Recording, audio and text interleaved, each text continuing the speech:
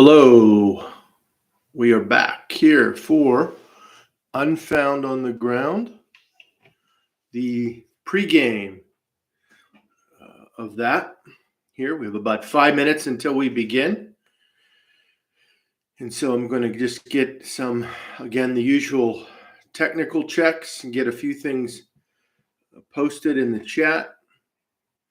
Like always, if you're watching this pregame live or when we finally post this material, again, we usually do this about 5 minutes pregame before we officially begin at 8 p.m., 8:15 p.m.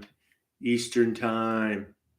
And so this is episode number 23 of Unfound on the Ground, Disappearance of Glenn Miller. And again, if you're watching this now or when this is released later, again, please consider liking this video. And if you're not yet a subscriber to the Unfound Podcast Channel on YouTube, please consider subscribing. And then, as always, share the content with your contacts on social media, email, so forth. So again, we have the pregame here, just posting a few things in the chat and making sure everything tech's in order. I like to get here a little bit before. We know our some of our think tank members participate in these episodes. And so we have about 3 minutes until we begin. Hope everyone's doing well. Again, we do include this pregame material, this 5 minutes in the video itself.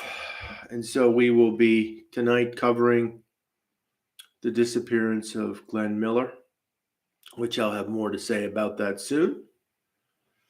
Hope everyone's doing well. I'm broadcasting still again from North Dakota in the Mountain Time Zone. So we'll begin at 6:15 p.m. Mountain Time, 7:15 p.m. Central Time, 8:15 p.m. Eastern Time, and I guess we should say 5:15 p.m. on the West Coast Pacific Time. So again, when you see this video, please consider liking the video and commenting if you have any thoughts to share. And again, if you're not a subscriber to the Unfound Podcast Channel on YouTube, please consider subscribing to get all the latest material from Ed Densel, really the primary voice of Unfound, through the various podcast episodes and other material that we do here on what I've called the platform, the framework, whatever, for Unfound. Great work, thorough material, deep focus, caring about the people, caring about the actual truth or what's available from the truth on the cases. And again, share the material. We have about a minute before we start, making sure here our technical ducks are in a row, so to speak.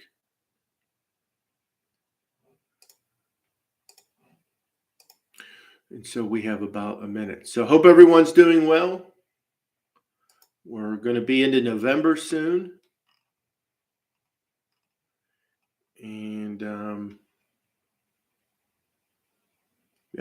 almost done with October. Getting close to the end of 2022. So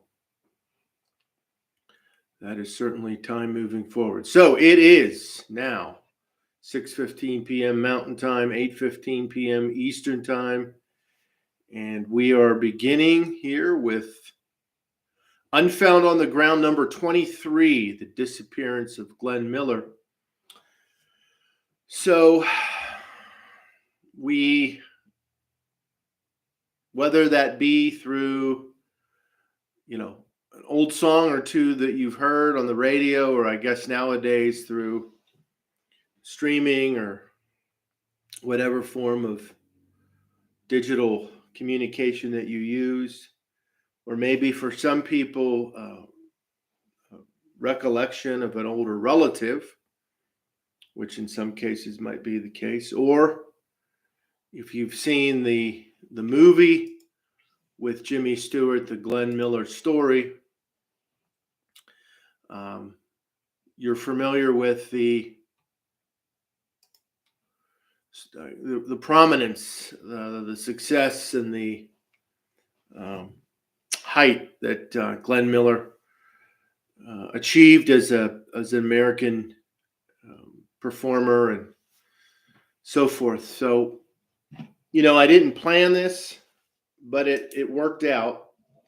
Of course, as we know, Veterans Day is coming up, and that's Friday, November 11th. And so, this is in a way an appropriate episode to do there to help us recollect the importance of veterans, living and deceased, and their legacy and impact on our lives, and even into the present and into the future. So I just want to start here with just giving a quick overview, and I'm going from the Arlington National Cemetery website, and I'm going to post this in the chat too, so that folks have it. As folks know, I like to use that as a running bibliography. And so I have this here. This provides. So again, we know how the heights that Miller and Glenn Miller and the Glenn Miller Orchestra and Glenn Miller's impact had in the United States.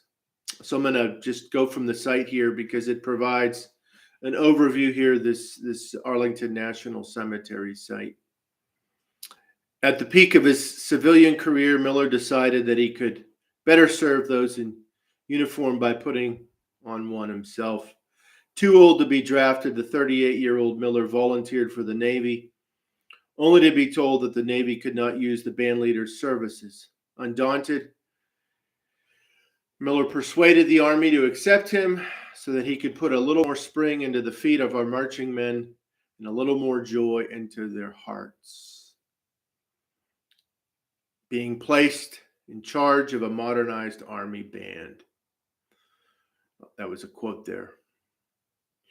Miller ultimately joined the U.S. Army Air Corps as a captain. His mission, in addition to modernizing military music, was to build morale. Kathy, hello. Carol Ann, hello. I'm just going through the overview here from the Arlington site on Glenn Miller. So let me continue here. In 1943, Miller created and directed the 418th Army Air Forces Band, recruiting servicemen who had belonged to the best bands in the United States. And this band was doing intensive work, and I'll just paraphrase here, and did a lot for service members. And then back to the words of the site here. The Army rewarded Miller's hard work by promoting him to major in July 1944. On December 15th, 1944, Miller took his manager's place on a flight from Bedford, England to Paris, where he would be arranging for the band to perform. The pilot took off despite foggy weather, and the plane disappeared over the English Channel. Its fate remains a mystery.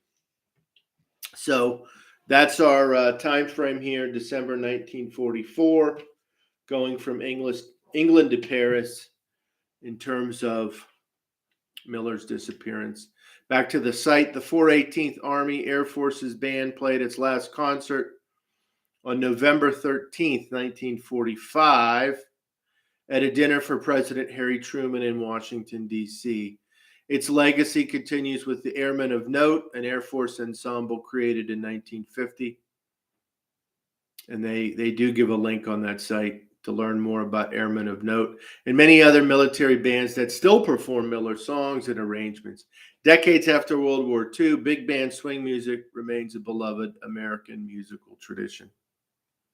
Lastly here, Miller, but not least, Major Glenn Miller earned multiple service awards, including posthumously a Bronze Star. According to the medal citation, Major Miller, through excellent judgment and professional skill, conspicuously blended the abilities of the outstanding musicians comprising the group into a harmonious orchestra whose noteworthy contribution to the morale of the armed forces has been little less than sensational. Unquote. And according to the Arlington National Cemetery site, this is Memorial Section H, Site 464-A. I've never been to Arlington. Boy, it would be a great place to go at some point. But it is, and I'm sure, and I'm not an expert on there. And there is, I'm aware, I'm sure, and I'm just quickly glancing here. Obviously, rules, protocols, and restrictions of time and when folks can visit where. This is a very important national place. Welcome again, folks. Kathy, Carol, and Eric Grabowski. I am Eric Grabowski here, who typically hosts Unfound on the Ground. Again, this is episode 23, The Disappearance of Glenn Miller. Alton Glenn Miller, his full name. Again, if you're participating or watching in the future, please consider liking this video. And I did post the disclaimers in the chat. Let me go through them like usual. By necessity, here, The Disappearance of Glenn Miller, episode 23, will be recorded, video and audio, including the chat. Chat participation is an option. For the journalistic, promotional, and or commercial purposes of Unfound, the audio and video recording, including the text chat of this digital meeting, will be distributed by Unfound. By participating in this digital meeting, you agree to give Unfound permission to use the rendering of your words for journalistic, promotional, and or commercial purposes, with no compensation to you from Unfound, its assistants, its affiliates, its partners, etc. Again, I am Eric Grabowski. My primary profession is that as an instructor, an associate professor of communication. On the side, I do some cold case journalism. I've been a guest once on Unfound, the actual podcast. I am a member of the assisting team. As always, my disclaimer, my words here tonight don't necessarily reflect those of my employing institution. Kathy, a YouTube program I watched at least every week. The moderator is a retired California detective and still does cold case work. Both of his parents were in the Marines and both buried in Arlington. Again, good to mention as we're getting closer to November 11th, Veterans Day. Again, I didn't plan this. I just thought of it as I was finalizing that. So again, it's appropriate that we're doing this. So, for myself, and again, growing up in the 80s or 90s, and let me just quickly mention here again, I posted it there in the thing, theunfoundpodcast.com, theunfoundpodcast.com. That's the website, at least the main web location for everything Unfound, alongside of the various social media activity and so forth of Unfound. But please visit that site and so forth. So for myself, and I'm just here using imdb.com for the Glenn Miller story, growing up in the 80s and 90s, and certainly on radio stations that would play, that type of older music, you hear Glenn Miller, and of course seeing once or a few times the Glenn Miller story with Jimmy Stewart, and just seeing how big of a name Glenn Miller was and really is in in the United States, and we'll see some of that here. And of course, at some point, you start to think about people. You hear about people talking more about the disappearance in the crash, or presumably, obviously.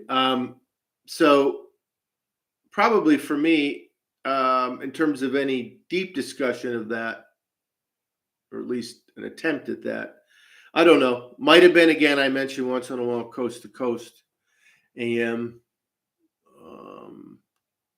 Maybe once, maybe twice. We know that, and we'll see. There's some different ideas what happened, but what we do know is what I recounted there from the the overview. And if anyone wants to chime in with just any other recollections, or even anything pertaining to veterans, that's fine too. Kathy, that movie is really good, I think, with Jimmy Stewart and June Allison. Have seen it about 3 times. Yeah, it's a great movie. There's no doubt. And so again, we've been now looking at some of these prominent cases and thinking about, what are some of the avenues of analysis and research that we've talked about over the many episodes. Of course, this is a case that key people have been delving into. So whatever they've done, though, it's important to kind of use this as an example. So I shared as a preliminary resource, and let me mention it and share it now. And this was from 2019, the clip from CBS Mornings, and this gets into, in about a few minutes, what I guess would be some of the more current focus of the case. So in there, you get the background overview that Stewart was prominent and enlisted in the military, and really just, again, was so important for the troops and so forth. But so back in 1987, and this is mentioned in the clip, there was a fisherman over there in England who basically found a wreckage,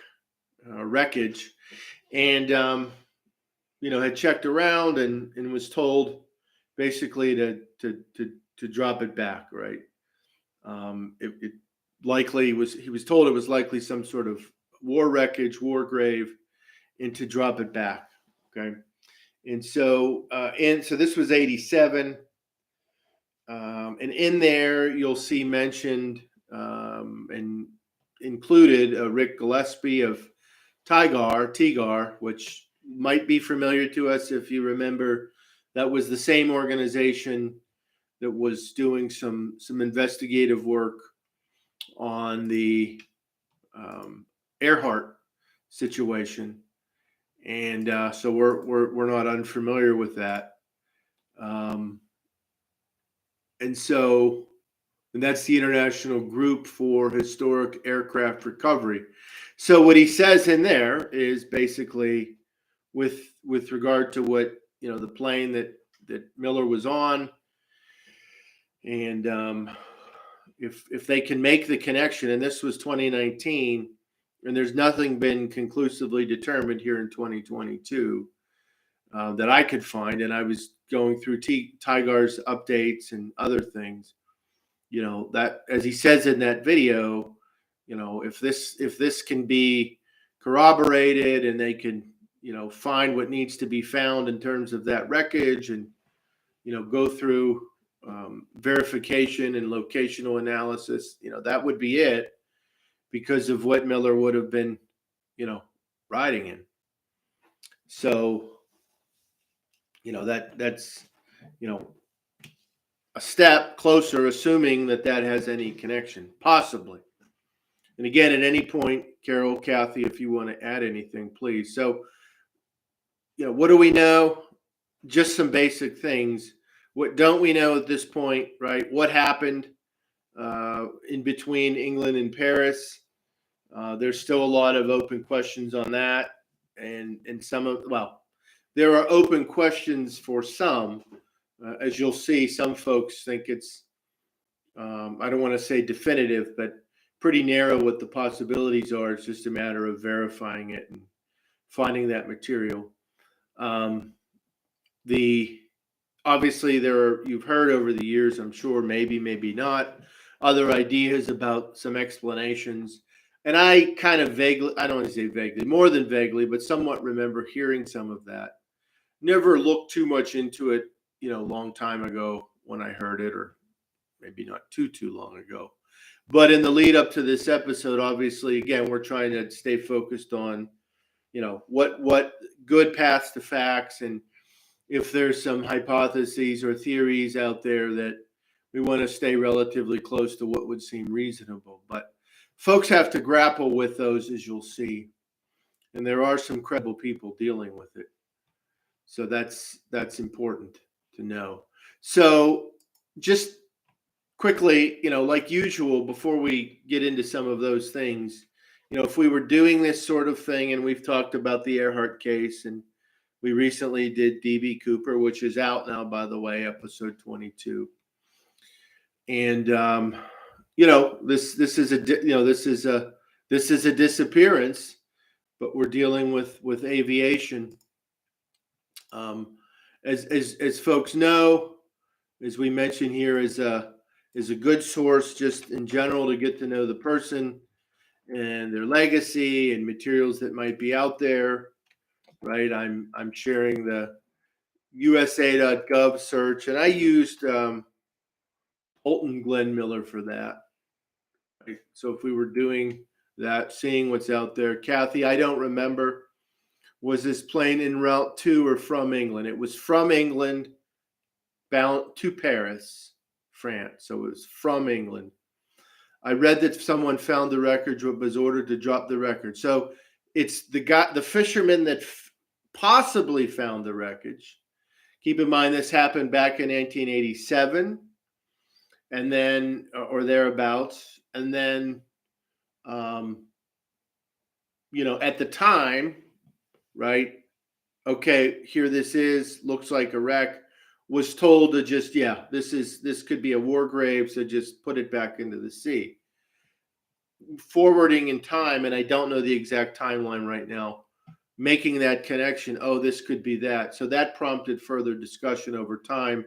That CBS video there does a pretty good job of giving a succinct overview of that, which then goes into these TIGAR folks doing their research, kind of like when we talked, certainly as one major voice in the conversation, like we talked at the Earhart. So as far as I can tell, there's been no verification that what that gentleman found in 87 has been refound, and then that is the wreckage. But that's a lead, as is indicated in that CBS report and elsewhere.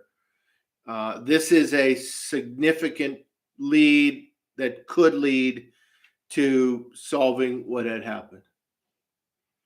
So that's my understanding of those circumstances. I did, and maybe one I don't mention enough, and it's a good resource, certainly one that it's relevant in university and outside of university. Google Scholar. Anyone use Google Scholar? We might or might not have mentioned it before. We've covered so many sources. I don't know. I have a search there for Alton Glenn Miller disappearance. I use quotes on there, right, for specificity of search. There's some interesting sites there. You'll see some things we're going to mention that we'll be talking about. And again, apart from the question of the disappearance, just the interesting sorts of things about Glenn Miller, for sure. And there's a search thread there going forth. Okay, so that's important. And actually, I'm just modifying the search a bit. There's one that didn't come up in that search. I just modified it a bit. It's an interesting overview so in Colorado, you'll see, and colorado.edu, you'll see they do some work in terms of history and scholarship on Glenn Miller, not just the disappearance, but Glenn Miller's life and impact in music. And there's an interesting interview here I'm going to post that was done back in 2013, or at least copyrighted. An interview with some prominent people who have an interest in Glenn Miller. Again, not just the disappearance. Never use Google Scholar. We'll check it out. And again, the piece I'm just posting now, I found through Google Scholar, but not exactly that search. It might have been just Glenn Miller disappearance. Okay, so you can change that on your own. Not going to spend a lot of time on this now, but it's important to mention for our usual research protocols, right? Obviously, there's going to always be talk about newspaper articles, again, going from then till now, about the disappearance, about Glenn Miller, about revisitations of the case. So again, newspapers.com. Again, that's a paid site. So, that's up to you if you would want to subscribe, but it's definitely an option there. And then the other one is the Google News archive, which one could use. It's been every once in a while I mention that. Again, they don't really maintain it anymore. I will post that one here. Again, they don't really maintain it anymore, but it is. Well, they don't. I don't get this. I don't think they're really updating it anymore. At least that was what I understood in the past few years. But it still is a good resource to use with other resources. When you're using that, of course, you'd want to use right on that second search bar that's down right next to where it says Search Archive. And that's a good one to have anyway in your toolbox of resources. So that's one, of course, it would be good to know, right? Getting to know those old and new articles. And again, there's some things that, right, just regular Google searches, well done, well searched, taking the time even to go beyond page one. Okay, so that's definitely where one would want to spend some time. So on the TGAR side, and again,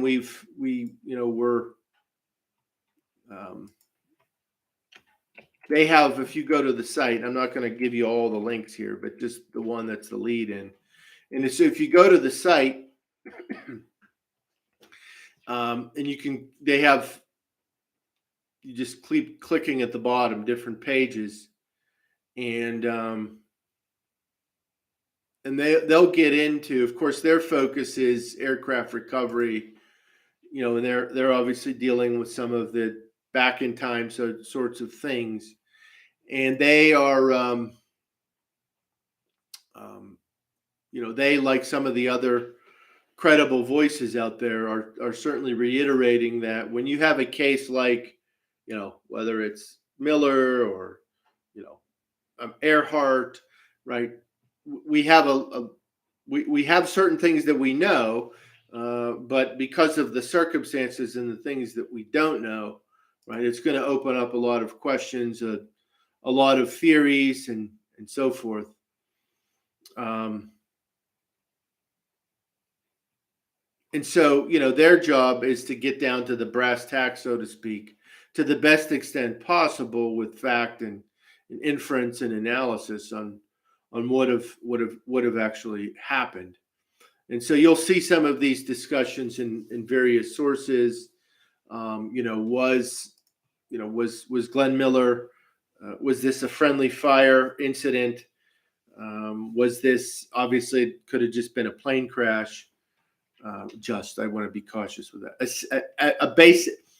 A straightforward explanation of it being a plane crash. Obviously, that's a serious thing.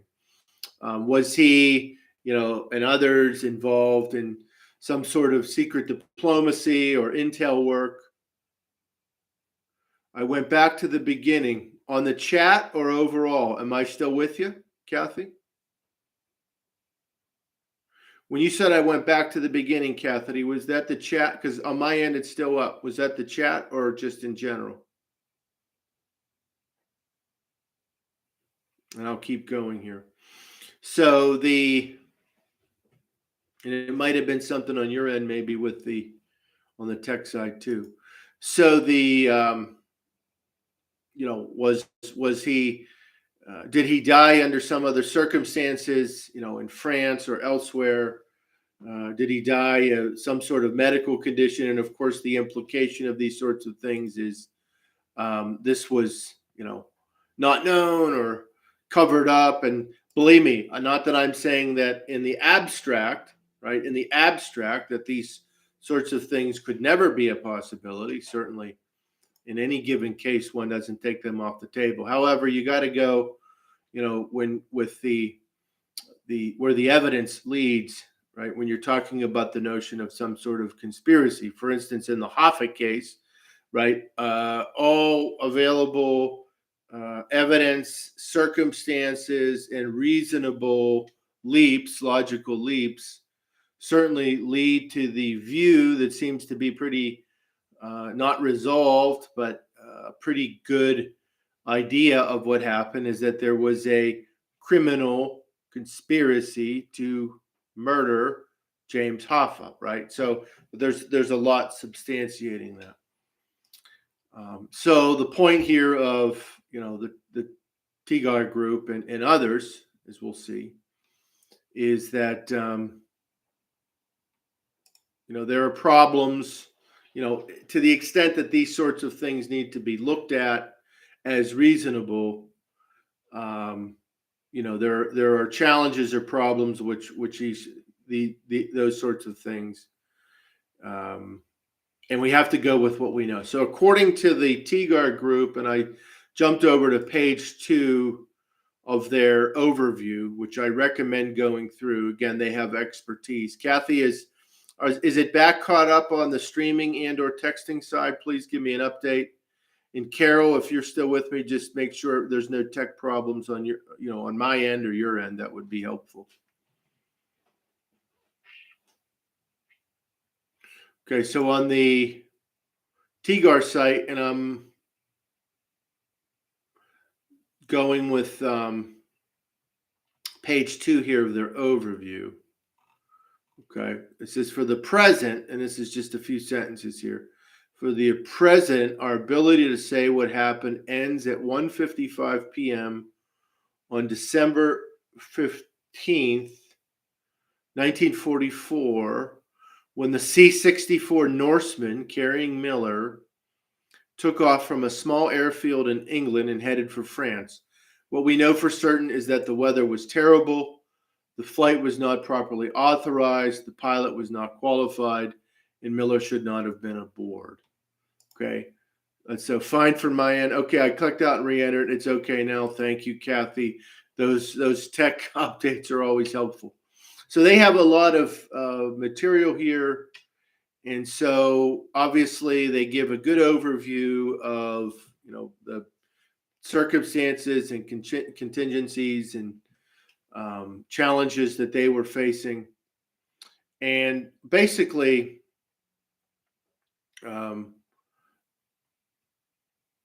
they are, focused here on the circumstances of the flight, and that this is the most, reasonable based on what we know from the historical record of that time, and so forth.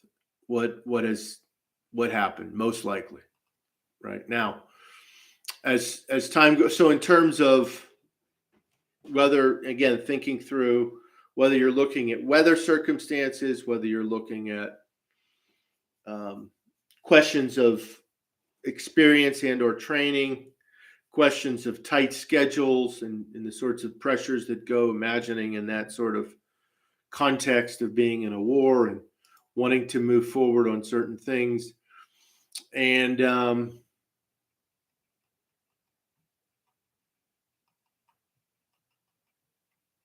this is what happened in their view, that there was a plane wreck. Now, again, we still haven't, and they are involved and were involved and still are, as far as I can tell, involved in trying to get to the bottom of what had happened in terms of this wreckage, this fisherman. There's also the possibility that with that, and this is from the TGAR website, that even, in the 1980s, when the gentleman, the fisherman, found the material, the wreckage, right? And as time went on, right? Not that he didn't find wreckage, but as he was sort of making connections of, hey, this could have been the plane that Miller was in based upon what he had heard and the sort of sketch that he put together, until you actually find that wreckage again, and then you're able to look at it in light of what we know about what Miller would have been in, what plane he would have been in, and they would have been flying, then we can't say for sure, right? But they have that expertise. And if you go to the fourth, or let's say the fourth and fifth page, they have some maps based on their analysis, which are helpful in terms of context, for sure. Okay, so that's the TGAR group, again, is a good resource. We've talked about them when we dealt with the Earhart case. Again, if anyone has anything, questions or comments to chime in on, please do that. Okay, and again, I want to make sure to acknowledge the other names here that you can get, and I'll just get them from the TGAR site. Miller was one of two passengers. The flight officer was J. Stewart Morgan. The other passenger was Lieutenant Colonel Norman Bassell, or Basil. Bassell looks more correct. Important figure in the Air Force, although not a pilot. And okay, so those folks, their legacies and lives matter too, especially as we're getting toward Veterans Day. So that's important. So that's an important lead in terms of the past couple of years. But it's certainly not the only time that we have attention to the case. And I'll share too this BBC. One of the things that I had seen mentioned, and obviously in terms of location, England, UK, right? Discussion in the press there about that. And again, as is encouraged by close readers of this material, watch the headline, because again, they're looking at location, they're looking at possible locations, they're dealing with this fisherman's recollections. And so again, the CBS overview is interesting and helpful on that. Okay, so that's important to note. Now, this university in Colorado, colorado.edu, and so this is the University of Colorado, Boulder. They have archives and, music, history, and of course the discussion of the disappearance is going to come up. There was, on the Colorado Public Radio, CPR.org, back in 2014, there was a nice article that was, talking about the Miller disappearance and give some of the overview, some of what we've talked about. And in there, they do, talk about the archives, although the hyperlink at the time, it's shifted, and I'll put that correct one out in a second. But you do get a good overview, and you get a discussion from about a gentleman who's done work and who's connected to those resource center at the university. And Sprague is his name. That's Dennis Sprague, and we're going to look at his material in a second. Sprague has looked back to various documents, military documents, and he says in this article, some of which have been available for decades, but previously unlooked at. Of course, Miller was, and again, as we know from other sorts of things, Miller was involved, as were others. They were entertaining the troops. There also was a,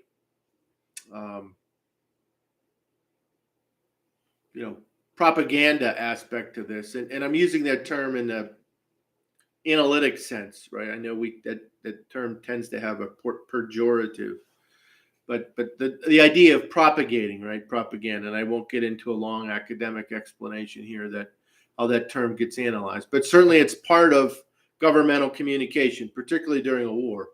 So, a figure like Glenn Miller and others certainly are going to be part of that. And that, as according to this article, then opens the door for some of those considerations about how Miller and others, might have been involved in things beyond that, beyond what was sort of visibly known. Now, the broader issue about entertainers and prominent people and how those sorts of their lives and careers and service for the government, both on the books and off the books, might intersect. Again, in the abstract, it's not as if those things haven't been documented and so forth with regard to prominent people. And I think it'd be very interesting. And I actually have an academic interest in those sorts of things as a communications scholar. But that in this case, again, when you're focused on the disappearance, on the plane wreck, and you're trying to make that linkage to those sorts of hypotheses or theories, again, you have to say, right, well, what do we know? What's the evidence available for that? And, with regard to the actual wreck itself. And so this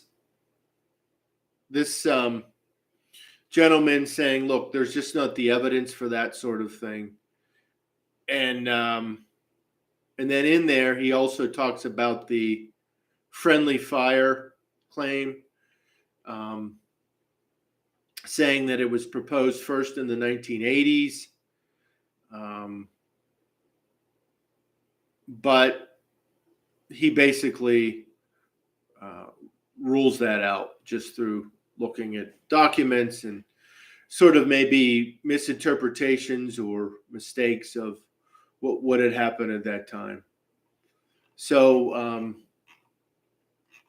it mentions in the article here, and I haven't been able to find openly available. You might still be able to buy access to it.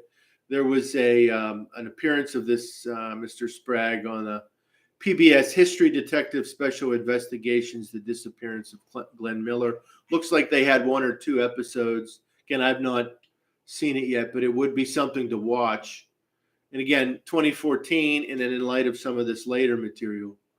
So that's interesting, right? And so again, whether you're dealing with investigative journalists or scholars who've gone through those records, right, that's important material. Of course, if one were really going to dig into this in a deep level themselves, it would be important to, again, I mentioned source materials, primary source materials. So sounds like military records are important, other governmental records, and so forth. So Kathy or Carol, as we're going through this and sifting through this, any other avenues, right? Because usually our 3 guiding questions are, what do we know? What don't we know? And what are some methods of, the research and analysis that we talk about in these episodes that would be helpful if you were looking into the case? Again, knowing that some of this has been done, but much of it, but there's always more to do. Of course, the genealogical side, I haven't spent a lot of time with that yet, if at all. But obviously, some of the biographical information is out there, which by implication has some of that. But I'm not sure how relevant that would be for the disappearance in this case. But it certainly would be interesting to get to know the person and their family and their historical context. But any other suggestions, please, Kathy or Carol, chime in the text there. This Mr. Oh, here's the it's could have, if you're into music or American history, and even this case, there's the University of Colorado Boulder, and so they have American Research Center, Glenn Miller Collections, and so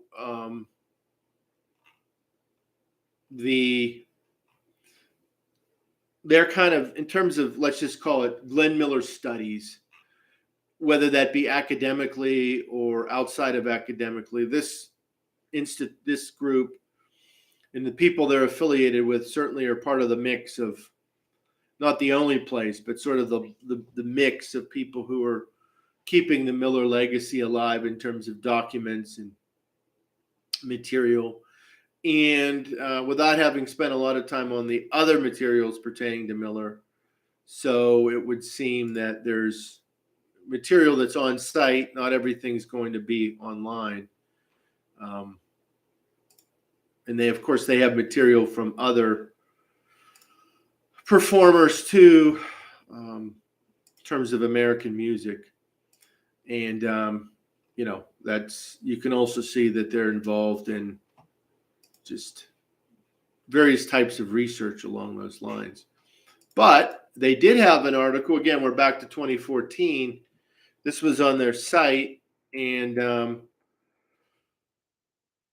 again, this Sprague is mentioned there because, again, he has a connection to that thing. Kathy, I'm not a conspiracy theorist, so I wouldn't go into the conspiracy stuff, okay? Clearly, he went down in the plane. I think that's the most reasonable explanation. For folks who are doing the serious study of this, of course, they have to address that. The friendly fire one, okay, that they needed to take the time is to rule that out. The various circumstances of how the crash could have happened, okay, now you're getting into intricate and important, considerations. But the other sorts of things, yeah, I mean, it's there may be, okay, if you're in the records, yeah, military documents, right? That's important. That piqued my attention, right? If you were going to do this sort of historical or journalistic research for this sort of case, those military documents are key. As such, to learn more about the context and about the circumstances of the plane, and frankly, and again, whether one wants to go near any of the other ideas or not, as a general matter, right? And we know this academically, journalistically, or just as citizens. As time goes on, more and more documents become available, right? Military documents, intelligence documents, law enforcement documents. We've talked about FBI.gov for certain cases. I mentioned the Mary Farrell, right, database, which again, you can access things on there for free. You get more wide-ranging access if you're a paid subscriber. Okay, that's not as relevant to this case, but it is one that I mention often. Mary Farrell, Ferrell Foundation, maryfarrell.org, right, where you can get access to various documents, State Department documents, diplomatic documents. Okay, and so those documents are important for sure. So from that University Colorado Boulder, they had a piece in 2014. And again, I just like that. And it probably got me thinking about that Hoffa thing I mentioned for this case, right? Right on the front end of that. D.B. Cooper, Amelia Earhart, Jimmy Hoffa, all prominent Americans whose unexplained disappearances have fascinated and confounded armchair historians and professionals alike, and created fertile ground for all manner of wild explanations and conspiracy theories, unquote. And again, there's no doubt that in those conversations, the Glenn Miller discussion plays a role. They give a nice overview there. And again, dealing with some of those theories. And again, you get the mention of Sprague again, who's kind of a big name in research in this world of Miller. And Sprague again emphasizing his going through the documents. If I were to go deep on this case, there is the Sprague has written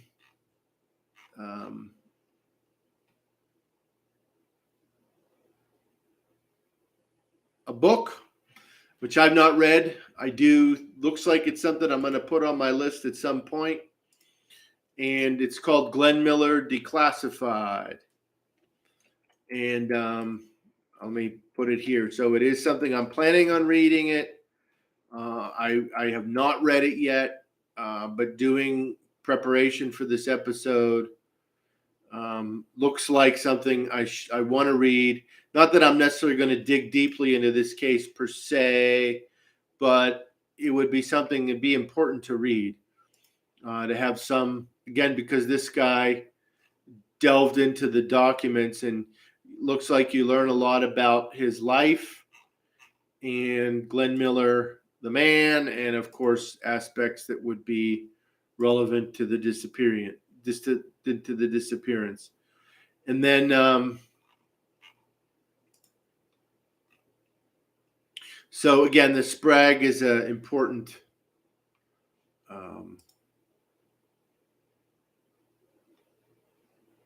scholar, journalist, whatever there, but definitely name tied to that. And then there's, you can learn a little bit more about him on his site. Again, when we go through these different resources, I intended to give the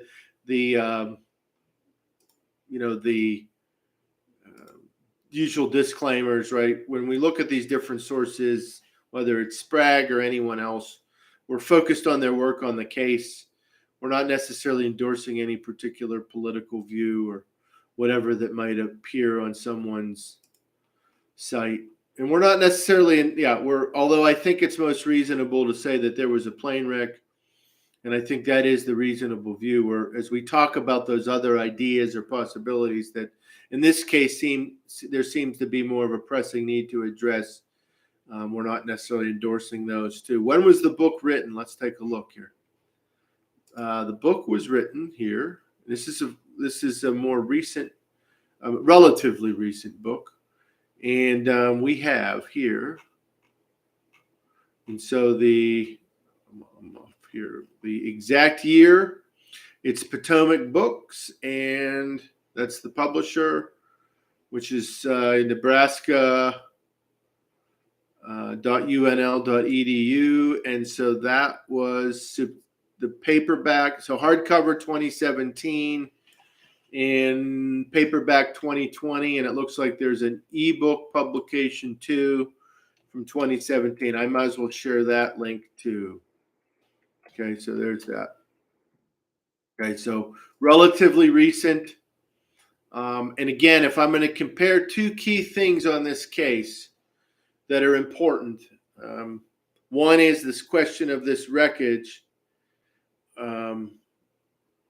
the possibility of that wreckage from the fishermen, and the TGAR research, and you'll see, like with the Earhart, there's a significant voice.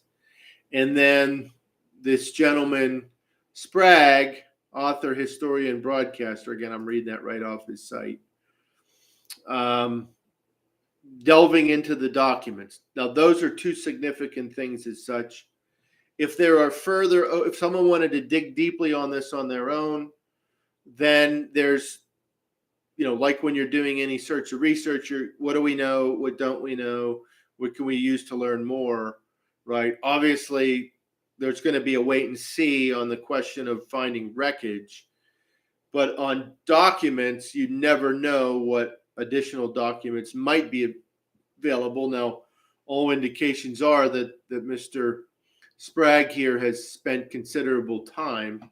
But of course, just for the ongoing analysis, establishment of facts, reasonable inference, and debate, right? Ongoingly available documents are going to be important. for sure. So definitely something that's important. Okay. And he has a good overview page on his site.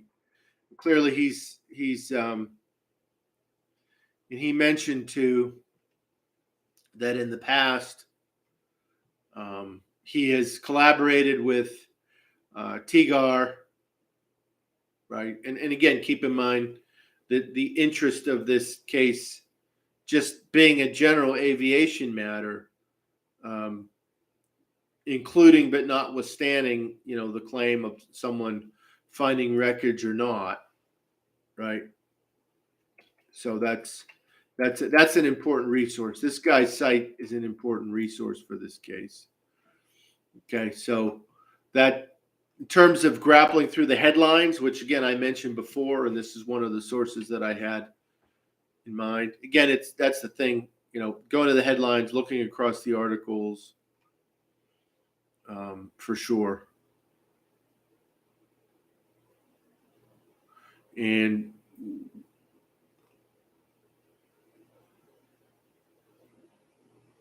basically, from the viewpoint of Sprague, right, it's just a matter of locating the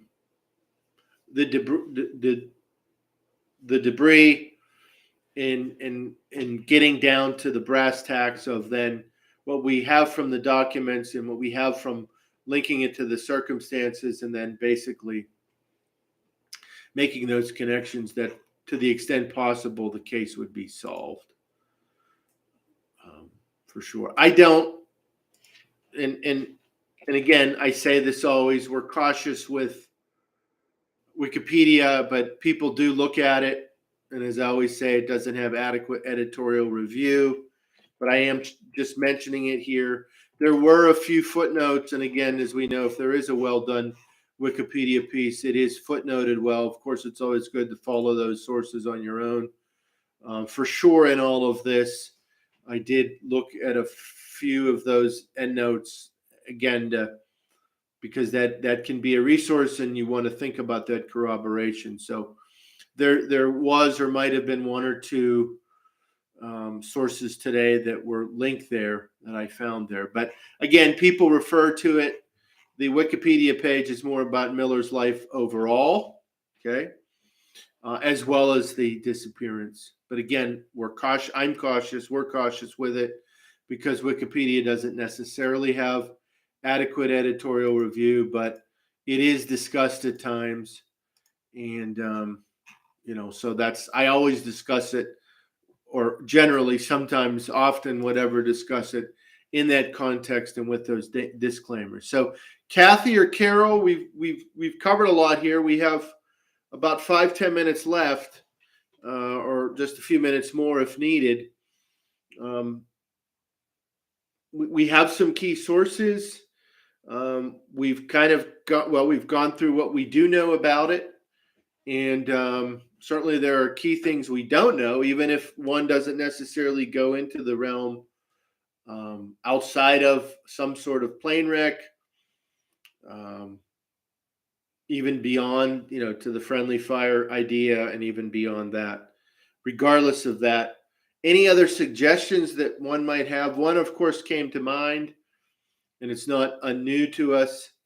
And there already is some in some of the sites I've sent out, just looking at the geography and the mapping, and we typically cite those sorts of things and talk about location and so forth. We know this was happening during a war, so that adds a whole new other layer of factors onto that. So you're dealing with activity, you're dealing with pressures, you're dealing with schedules, you're dealing with circumstances, and of course, between the Tigar site and the Sprague site, that those sorts of things are relevant. Anything else we would add, Kathy and Carol? We've covered a lot of good sources. This is a case that gets a lot of attention. It's always important to keep attention on these cases. There's a lot of important history that can be learned from this lens, Again, November 11th coming up, certainly military history, veterans. Okay, and again, I didn't plan that. It just happened. And I'm glad that we're able to use this timing for this case as we come upon Veterans Day. So again, if you're watching this now or participating now or in the future when this is distributed, please take some time to, if you want to, if you like the video, subscribe to the channel, the Unfound YouTube channel if you've not already. Yeah, I'm going to read that book at some point. I definitely want to get that into the mix today, though. If one were to dig more deeply. Okay, that book's important. And I have not read it yet, but it's going to be on my A or B list at some point in the future. I will read it at some point. But we definitely got a good overlay here of various sources to raise awareness about it, and then to dig more deeply if one wanted to, for sure. Again, theunfoundpodcast.com. Lots of good sources. Thank you, Carol. And again, we appreciate Kathy, Carol, ongoing folks, think tank folks helping us out. This is great. Can you believe now we've just completed number 23 here? Soon we're going to be at number 25. Of course, at some point soon, I'll announce the next episode. As always, again, theunfoundpodcast.com. I have in the chat, we have the various sources there that this will show when this is distributed. I want to thank everyone and wish everyone a great week. Again, coming up into November. Have a great November, folks. Again, Veterans Day, Friday, November 11th. And so this episode has given us a chance to keep that in mind. And we can raise awareness about it, again, with these sources, just encouraging folks to think about that through Veterans Day and beyond, the legacy of Glenn Miller and those around him. As I always say, someone out there knows someone or knows someone who knows something about these cases. And I know in certain historical cases, the connection there might be more or less direct. But in this case, even thinking through the fishermen who might have found wreckage tied to the Miller wreck, and that needing to be corroborated and thought through. And you'll see that discussion both, on the TGAR and Sprague and others. So definitely take a look at and read some of what I sent out. And again, when this episode's out, we'll continue to share it to raise awareness. I want to thank everyone for participating. Again, folks, have a great week, a great November. And again, we'll mention Veterans Day one more time. Again, we're now concluding episode number 23 of Unfound on the Ground, the disappearance of Glenn Miller. You're welcome, and thank you again to both Kathy and Carol. I'm now ending this episode stream. Thank you, folks.